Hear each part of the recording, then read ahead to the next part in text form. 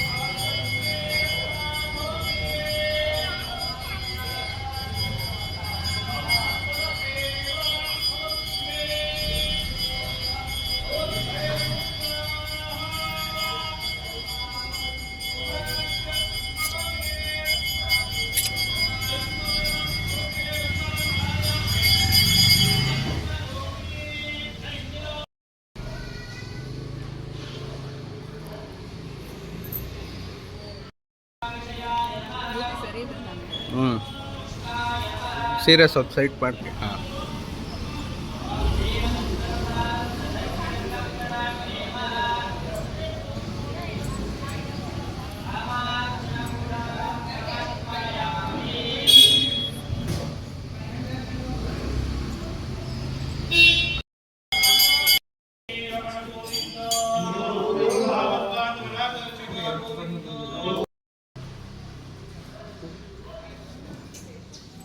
ಎಲ್ಲಿ ಅದ್ವಿತೆಯಲ್ಲಿ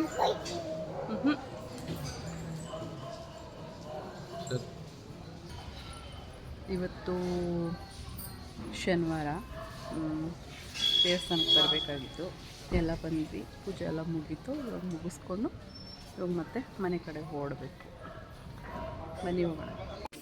ಪೂಜೆ ಎಲ್ಲ ತುಂಬ ಚೆನ್ನಾಗಾಯಿತು. ಆಮೇಲೆ ಇವತ್ತು ತುಂಬ ಜನ ರಶ್ ಇರ್ತಾರೆ ಅಂದ್ಕೊಂಡ್ವಿ, ಬಟ್ ನಾವು ಲೇಟಾಗಿ ಹೋಗಿದ್ದಕ್ಕೇನೋ ಜನ ಇರಲಿಲ್ಲ. ಬಟ್ ದೇವ್ರ ದರ್ಶನ ಎಲ್ಲ ತುಂಬ ಚೆನ್ನಾಗಾಯಿತು. ಯಾಕಂದರೆ ಇವಾಗಲೂ ವೈಕುಂಠ ಏಕಾದಶಿಗೆ ಹೋಗ್ತೀವ, ಅಲ್ಲಿ ನೋಡೋಕ್ಕೆ ಬಿಡೋಲ್ಲ. ಆವಾಗ ಹಿಂಗೆ ಹೋಗಿ ಹೋಗಿ ಹೋಗಿ ಅಂತ ತಳ್ತಾ ಇರ್ತಾರೆ. ಸೊ ಇವತ್ತು ಸಿಕ್ಕಾಬಟ್ಟೆ ಚೆನ್ನಾಗಿ ದೇವ್ರ ದರ್ಶನ ಆಯಿತು. ಇಲ್ಲೊಂದು ಮನೆ ಇದೆ, ಆ ಮನೆ ಎಷ್ಟು ಚೆನ್ನಾಗಿದೆ ಅಂದರೆ ಸಿಕ್ಕಾಬಟ್ಟೆ ಚೆನ್ನಾಗಿರುತ್ತೆ. ಅದಲ್ಲಿ ಬೋನ್ಸೈ ಎಲ್ಲ ಒಂಥರ ಮರ ಥರ ಬೆಳ್ಕೊಂಡಿರುತ್ತೆ. ಅದು ಸಿಕ್ಕಾಬಟ್ಟೆ ಇಷ್ಟ ಆ ಮನೆ. ಆ ರೆಗ್ಯುಲರಾಗಿ ಆ ದೇವಸ್ಥಾನಕ್ಕೆ ಹೋದಾಗೆಲ್ಲ ಆ ಮನೆ ನೋಡ್ತಾ ಇರ್ತೀನಿ, ನನಗಿಷ್ಟ ಸಿಕ್ಕಾಬಟ್ಟೆ ಅಂತ ಹೇಳ್ಬಿಟ್ಟು. ಹಾಗೆ ಅಲ್ಲಿಂದ ಮನೆಗೆ ಹೊರಡೋದು ಅಂದ್ಕೊಂಬಿಟ್ಟೆ. ಮನೆಗೆ ಹೊರಡ್ತಾ ಇಲ್ಲ, ಆ್ಯಕ್ಚುಲಿ ಆಂಜನೇಯ ಸ್ವಾಮಿ ದೇವಸ್ಥಾನಕ್ಕೂ ಹೋಗಬೇಕಾಗಿತ್ತು ನಾವು. ಇವತ್ತಿಬ್ಬರದು ದರ್ಶನ ಮಾಡಿದ್ರೆ ತುಂಬ ಒಳ್ಳೆಯದು ಅಂತ ಹೇಳಿದರು. ಅದಕ್ಕೆ ವೆಂಕಟೇಶ್ವರನ ದರ್ಶನ ಆಗಿ ಇವಾಗ ಆಂಜನೇಯ ಸ್ವಾಮಿ ದೇವಸ್ಥಾನಕ್ಕೆ ಅಂತ ಹೋದ್ವಿ. ಆಮೇಲೆ ಮೇನ್ ರೋಡಿಗೆ ಬಂದರೆ ಅಲ್ಲಿ ಮಾಮೂಲಿ ಗೊತ್ತಲ್ಲ, ಟ್ರಾಫಿಕ್ ಇದ್ದೇ ಇರುತ್ತೆ.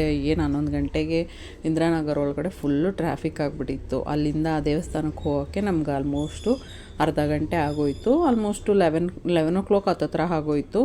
ನಾನು ಅಂದ್ಕೊಂಡೆ ದೇವಸ್ಥಾನ ಮುಚ್ಚಿಬಿಡ್ತಾರೇನೋ 12 o'clock ಹಂಗೆ ಅಂದ್ಕೊಂಡು. ಆಮೇಲೆ ದೇವಸ್ಥಾನ ಹತ್ತಿರ ಹೋಗೋತ್ತಿಗೆ ಅಲ್ಲಿ ಜನ ಇದ್ದರು. ಅಲ್ಲಿ ಹೋಗ್ಬಿಟ್ಟು ದೀಪ ಎಲ್ಲ ಹಚ್ಚಬೇಕಾಗಿತ್ತು. ಪೂಜೆ ಸಾಮಾನೆಲ್ಲ ತೊಗೊಂಡು ನೋಡಿದ್ವಿ. ಅಲ್ಲ ಅಂಕಲ್ಲು ವೀಳ್ಯದೆಲೆ ಹಾರ ಕಟ್ತಾಯಿದ್ರು. ಅದೊಂಥರ ನೋಡೋಕ್ಕೆ ಚೆನ್ನಾಗಿತ್ತು. ಹೀಗೆ ಅದನ್ನು ರೋಲ್ ಮಾಡಿ ಎಷ್ಟು ಬೇಗ ಎಷ್ಟು ಫಾಸ್ಟಾಗಿ ಕಟ್ತಾಯಿದ್ರು ಅಂದರೆ ಸೂಪರಾಗಿ ಕಟ್ತಾಯಿದ್ರು. ಹಾಗೆಯೇ ಮತ್ತು ಆರತಿ ದೀಪ ತೊಗೊಂಡು ದೀಪ ಎಲ್ಲ ಆರತಿ ಎಲ್ಲ ಬೆಳಗ್ಬಿಟ್ಟು ದೃಷ್ಟಿ ತೆಗಿಬೇಕು ಅಂತ ಹೇಳ್ಬಿಟ್ಟು ಎಳ್ಬತ್ತಿ ತೊಗೊಂಡು ದೃಷ್ಟಿ ತೆಗೆದು ನಿಲ್ಲಿಸ್ತಾ ಇದ್ದಾರೆ ಕಿಶೋರು. ಮತ್ತು ನಾನು ಹಾಗೆ ನಂದು ದೃಷ್ಟಿ ಇಳೀಲಿ ಅಂತ ಹೇಳ್ಬಿಟ್ಟು ನಾನು ದೃಷ್ಟಿ ಎಲ್ಲ ತೆಗೆದ್ಬಿಟ್ಟು ಎಳ್ಬತ್ತಿನ ಹಚ್ತಾ ಇದ್ದೀನಿ. ಇದು ಶನಿವಾರ ಶನೇಶ್ವರ ದೇವಸ್ಥಾನದಲ್ಲೂ ವೀಕ್ಲಿ ಮಾಡ್ತೀವಿ. ಇವತ್ತು ಆಂಜನೇಯ ಸ್ವಾಮಿ ದೇವಸ್ಥಾನದಲ್ಲೂ ಮಾಡ್ತೀವಿ. ಆಂಜನೇಯ ಸ್ವಾಮಿ ದೇವಸ್ಥಾನದಲ್ಲೂ ದೃಷ್ಟಿ ಹೋಗುತ್ತೆ ಈ ಥರ ಮಾಡಿದ್ರೆ ಅಂತ ಹೇಳ್ತಾರೆ. ಸೊ ಏನಿಲ್ಲ, ಎಳ್ಬತ್ತಿ ತೊಗೊಂಡು ನಮ್ಮ ತಲೆ ಸುತ್ತ ಈ ಕಡೆಗೆ 4 ಸುತ್ತು, ಆ ಕಡೆಗೆ 4 ಸುತ್ತು, ಮತ್ತು ಕೆಳಗಡೆಯಿಂದ ನೀವಿಳಿಸಿ 4 ಸುತ್ತು ತೊಗೊಂಡ್ರೆ ನಮ್ಮ ದೃಷ್ಟಿ ಇಳಿಯುತ್ತೆ. ಅದು ಚೆನ್ನಾಗಿ ಉರಿಬೇಕು, ಅವಾಗ ಅದು ಪಟ್ ಅಂತ ಸಿಡಿಯುತ್ತೆ. ಆವಾಗ ನಮ್ಮ ದೃಷ್ಟಿ ಹೋಗುತ್ತೆ ಅಂತ ಹೇಳ್ಬಿಟ್ಟು ನಂಬಿಕೆ. ಸೊ ಇವಾಗ ನಾನು ಹಚ್ತಾ ಇದ್ದೀನಿ ದೃಷ್ಟಿ ಎಲ್ಲ ತೊಗೊಂಡಿದ್ದಾದಮೇಲೆ.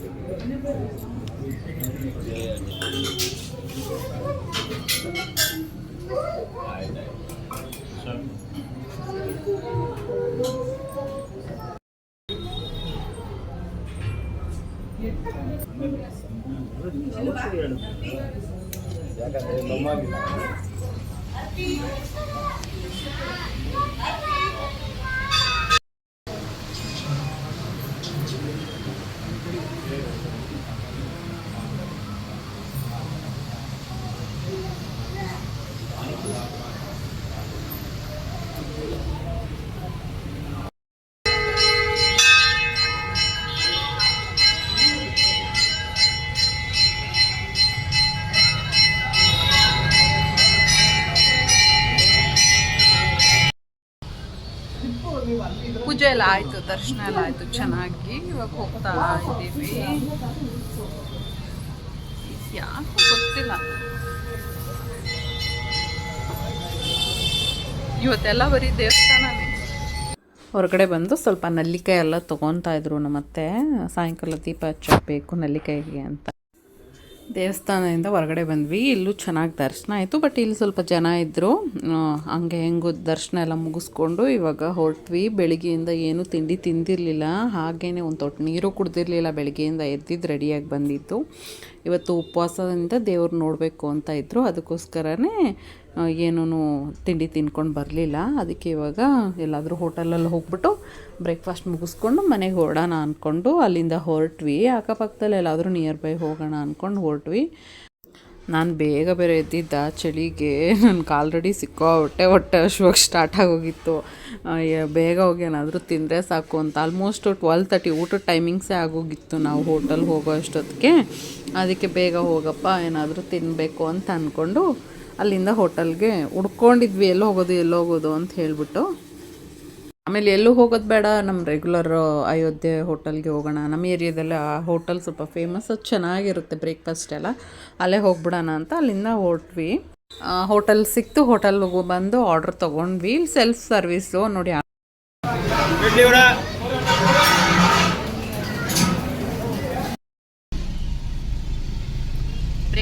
ಎಲ್ಲ ಆಯಿತು. ಇವಾಗ ಮನೆಗೆ ಹೋಗ್ತಾ ಇದ್ದೀವಿ. ಇವತ್ತು ಸಿಕ್ಕಾಪಟ್ಟೆ ಮೋಡ ಅಲ್ಲ ಕಿಶೋರ್?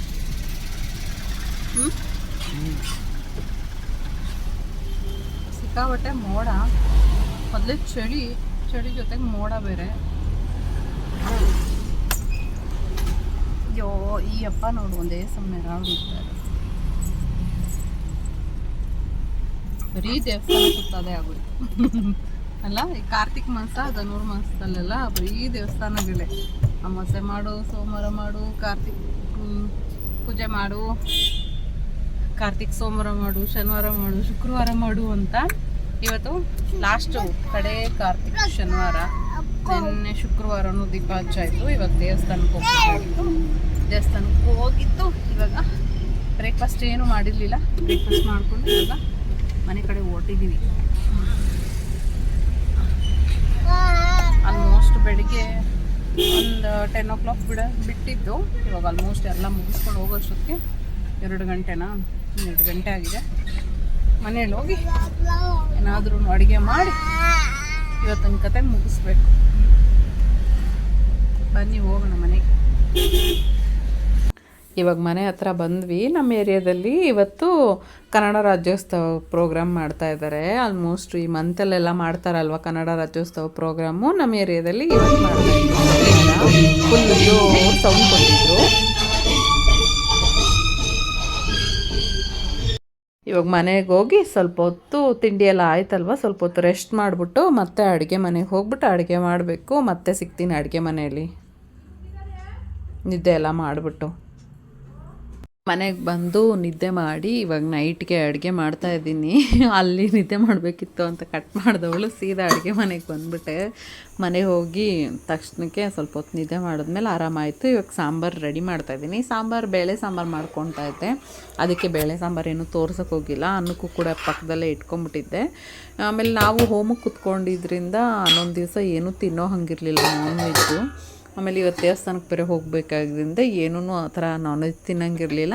ಸೊ ಅದಕ್ಕೆ ಏನಾದರೂ ಮಾಡ್ಕೊಳ್ಳೋಣ ಸೈಡ್ಗೆ ಪಲ್ಯ ಹಪ್ಪಳ ಅಂತ. ಹಪ್ಪಳ ಯಾವಾಗಲೂ ಕರೆದು ಚೆನ್ನಾಗಿ ಅನ್ನಿಸ್ತಾ ಇರಲಿಲ್ಲ. ಅದಕ್ಕೆ ಇವಾಗೇನಾದರೂ ಬೇರೆ ಮಾಡ್ಕೊಳ್ಳೋಣ ಅಂದ್ಕೊಂಡೆ. ಇವಾಗ ಅನ್ನ ಆಯಿತು.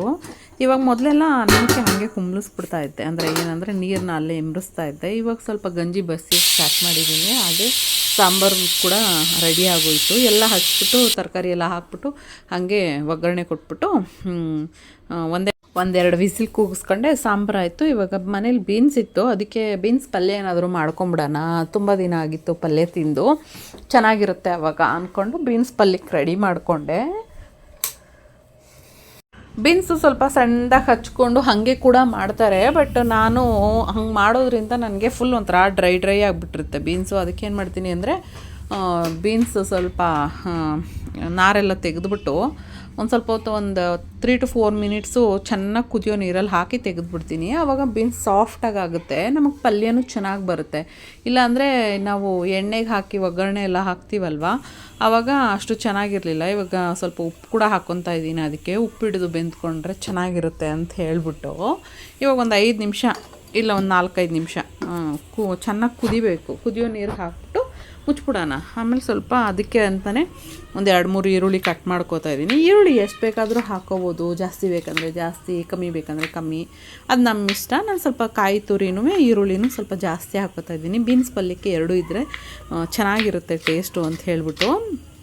ಇದೂ ಅಷ್ಟೇ ತುಂಬ ಚಿಕ್ಕದಾಗಿ ಏನು ಕಟ್ ಮಾಡ್ಕೊಳಕ್ಕೆ ಹೋಗ್ತಾಯಿಲ್ಲ, ಮೀಡಿಯಮ್ ಸೈಜ್ಗೆ ಕಟ್ ಮಾಡ್ಕೋತಾ ಇದ್ದೀನಿ. ಇವಾಗ ಕಾಯಿ ತುರ್ಕೋತಾ ಇದ್ದೀನಿ. ಇದು ಕಾಯಿ ತುರಿಯೋದು ಅಂದರೆ ಸ್ವಲ್ಪ ತಲೆನೋವು ಕೆಲಸ ನನಗೆ. ಇವಾಗ ನೋಡಿ ಚೆನ್ನಾಗಿ ಕುದೀತಾ ಇದೆ.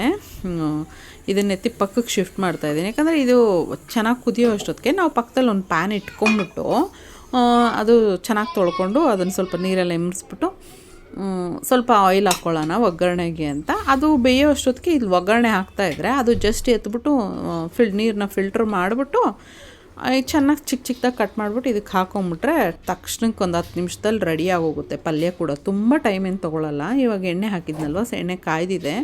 ಒಂದು 1/4 ಸ್ಪೂನಷ್ಟು ಸಾಸಿವೆ ಹಾಕ್ಕೋತಾ ಇದ್ದೀನಿ. ಸಾಸಿವೆ ಇದ್ರಷ್ಟು ಚೆನ್ನಾಗಿರುತ್ತೆ. ಅದಕ್ಕೆ ನೀವು ಕಡಲೆಬೇಳೆ ಮತ್ತು ಕರಿಬೇವು ಸೊಪ್ಪು ಆಮೇಲೆ ಸ್ವಲ್ಪ ಮೆಣಸಿನ್ಕಾಯಿ. ಹಸಿದು ಹಾಕ್ಕೊಳ್ಳೋಂಗಿದ್ರೆ ಹಸಿದು ಹಾಕ್ಕೋಬೋದು, ಒಣಗಿದ್ದು ಹಾಕ್ಕೊಂಡಿದ್ದೀನಿ ನಾನು. ಯಾಕಂದರೆ ಎಲ್ಲದಕ್ಕೂ ಇವಾಗ ಒಣಗಿದ್ದೇ ಜಾಸ್ತಿ ಹಾಕ್ಕೋತೀನಿ. ಯಾಕಂದರೆ ಹಸಿದು ಹಾಕೊಂಡ್ರೆ ಮಗುಗೆ ಖಾರ ಆಗುತ್ತೆ, ಬಟ್ ಅವ್ನು ತಿಂತಾನೆ ಇದೆಲ್ಲ. ಅದಕ್ಕೋಸ್ಕರ ನಾನೇನು ಮಾಡ್ತೀನಿ, ಆಲ್ಟರ್ನೇಟಾಗಿ ಹಾಕ್ದಂಗೂ ಇರಬೇಕು, ಖಾರ ಆಗದೆ ಇದ್ದಂಗೂ ಮೆಣಸಿನ್ಕಾಯಿ ಹಾಕ್ದಂಗೆ ಇರುತ್ತೆ, ಬಟ್ ಖಾರ ಬಿಡಲ್ಲ. ಅದಕ್ಕೋಸ್ಕರ ಇದನ್ನು ಹಾಕ್ಕೊತೀನಿ. ಸ್ವಲ್ಪ ಎಣ್ಣೆ ಕಮ್ಮಿನೇ ಹಾಕ್ಕೊಂಡಿದ್ದೀನಿ, ತುಂಬ ಎಣ್ಣೆ ಹಾಕೊಳ್ಳೋಕೆ ಪಲ್ಯಕ್ಕೆಲ್ಲ ಸ್ವಲ್ಪ ಎಣ್ಣೆ ಕಮ್ಮಿ ಇದ್ದರೆ ಚೆನ್ನಾಗಿರುತ್ತೆ. ನೋಡಿ ಇವಾಗ ಬಸ್ಕೊಂಡು ಎಲ್ಲ ಬೀನ್ಸ್ನು ಚಿಕ್ಕ ಚಿಕ್ಕದಾಗಿ ಕಟ್ ಮಾಡ್ಕೊಂಡಿದ್ದೀನಿ. ಇವಾಗ ಅಂದರೆ 5 ನಿಮಿಷಕ್ಕೆ ಆಗೋಗುತ್ತೆ. ಇಲ್ಲ ಅಂತಂದರೆ ಅದು ಎಣ್ಣೆಲಿ ಬೇಯಕ್ಕೆ ಸುಮಾರು ಟೈಮ್ ತೊಗೊಳುತ್ತೆ, ಮುಚ್ಚೋದು. ಆಮೇಲೆ ನೀರೇನು ಹಾಕಲ್ವಲ್ಲ, ತಳ ಸೀದ್ಬಿಡುತ್ತೆ. ಅದಕ್ಕೆ ನಾನೇನು ಮಾಡ್ತೀನಿ, ಒಂದು 5 ನಿಮಿಷ ಬೀನ್ಸ್ನ ಹಿಂಗೆ ಬೇಯ್ಕೊಂಡು ಆಮೇಲೆ ಚೆನ್ನಾಗಿ ಕಟ್ ಮಾಡಿಕೊಂಡು ಇದರೊಳಗಡೆ ಹಾಕ್ಬಿಟ್ಟು ಇವಾಗ ಒಗ್ಗರಣೆಗೆ ಆಲ್ರೆಡಿ ಬೇಯಕ್ಕೆ ಸ್ವಲ್ಪ ಉಪ್ಪು ಹಾಕ್ಕೊಂಡಿರ್ತೀನಿ. ಇವಾಗ ಸ್ವಲ್ಪ ಒಗ್ಗರಣೆಗೂ ಉಪ್ಪು ಹಾಕ್ಕೊಂಡ್ರೆ ನಿಮ್ಗೆ ಚೆನ್ನಾಗಿ ಅನಿಸುತ್ತೆ. ನಿಮ್ಗೆ ಕಾಯಿ ತುರಿ ಬೇಕು ಅಂದರೆ ಹಾಕ್ಕೋಬೋದು, ಬೇಡ ಅಂದರೆ ಸ್ಕಿಪ್ ಮಾಡ್ಕೋಬೋದು, ಬಟ್ ಹಾಕಿದ್ರೆ ಚೆನ್ನಾಗಿರುತ್ತೆ. ಹಾಕಿದ್ಮೇಲೂ ಚೆನ್ನಾಗಿ ತಿರುಗಿಬಿಟ್ಟು ನೀವು ಒಂದು ಸ್ವಲ್ಪ ಫ್ರೈ ಮಾಡ್ಕೋಬೇಕಾಗುತ್ತೆ. ಆ ಕೊಬ್ಬರಿಲಿರೋ ನೀರಿನ ಅಂಶ ಹೋಗಬೇಕು. ಅದಕ್ಕೋಸ್ಕರ ಇವಾಗ ಅಂದರೆ ಸ್ವಲ್ಪ ಚಳಿಗಾಲ, ಇದು ಹಾಳಾಗಲ್ಲ, ಬಟ್ ಕೊಬ್ಬರಿ ಹಾಕಿದ ಐಟಮ್ಸು ಬೇಗ ಹಾಳಾಗುತ್ತೆ ಅಂದ್ಬಿಟ್ಟು ಸ್ವಲ್ಪ ಚೆನ್ನಾಗಿ ಫ್ರೈ ಮಾಡ್ಕೋಬೇಕು. ಬೇಸಿಗೆಗಾಲದಲ್ಲೆಲ್ಲ ಅವಾಗ ಚೆನ್ನಾಗಿರುತ್ತೆ.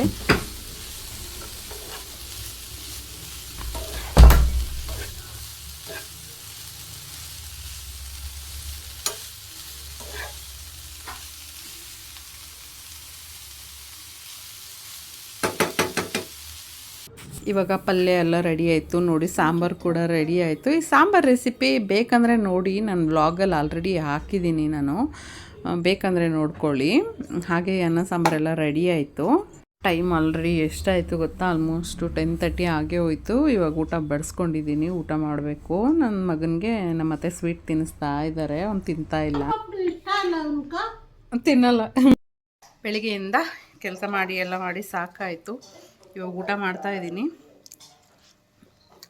ಊಟ ಮಾಡಿಬಿಟ್ಟು ಹಾಗೆ ವ್ಲಾಗ್ನ ಕೂಡ ಎಂಡ್ ಮಾಡೋಣ ಅಂದ್ಕೊಂಡೆ. ಸಾಕಾಯಿತು ಬೆಳಿಗ್ಗೆಯಿಂದ, ದೇವಸ್ಥಾನ, ಮನೆ ಕೆಲಸ, ಅಡುಗೆ ಅಂತ ಎಲ್ಲ. ಇವಾಗ ನಿಮ್ಮದು ಊಟ ಆಯಿತು ಅಂದ್ಕೊಂಡಿದ್ದೀನಿ.